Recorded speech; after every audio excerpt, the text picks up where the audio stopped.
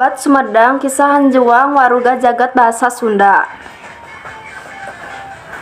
Tangkal Hanjuang mangrupakeun lambang kajayaan Karajaan Sumedang Larang Eyang Jaya Perkasa.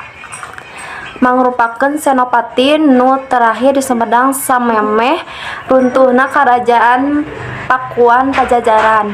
Eyang Jaya Perkasa bisa nyalamatkeun mahkota karajaan atau Bindokasih jeung atribut karajaan sejenna serta dipasrahkeun ka Raja Sumedang Larang.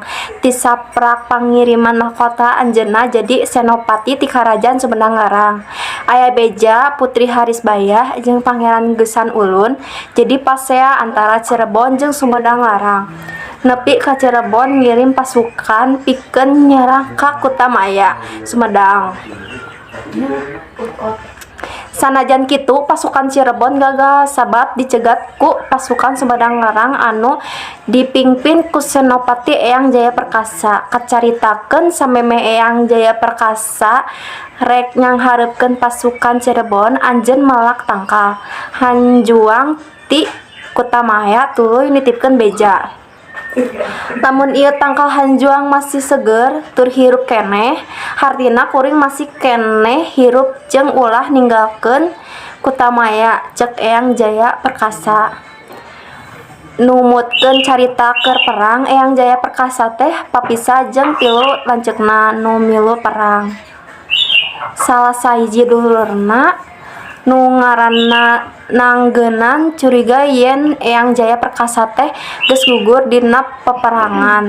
Tuluy mutuskeun balik ka Kutamaya pikeun mamatahan Pangeran Geusan Ulun, pikeun pindahkeun puseur pamarentahna Sumedang Larang ti Kutamaya ka deuyeut luhur. Minangka pertahanan anu pohara strategis seserahan wewengkon Sindangkasih atau Majalengka minangka pangmayaran talak ka Raja Cirebon sarta nikahna Putri Harisbayah jeung Pangeran Geusan Ulun kungsi ngadamalkeun pacekok antara Cirebon jeung Sumedang Larang. Di lain waktu Senopati Eyang Jaya Perkasa mulang ti medan perang. Manggihan Kutamaya teh geus ditinggalkeun tangtu wae anjeunna kaduhung kana kalakuan Pangeran Geusan Ulun. Satepina di dayeuh luhur anjeunna maehan nanggenan dulurna kusabab kasalahanana. Kacaritakeun ku kecewana Eyang Jaya Perkasa anu sabenerna nyaeta ngahareupeun pikeun mulangkeun keagungan jeung kamuliaan Karajaan Pakuan Pajajaran ngaliwatan Karajaan Sumedang Larang.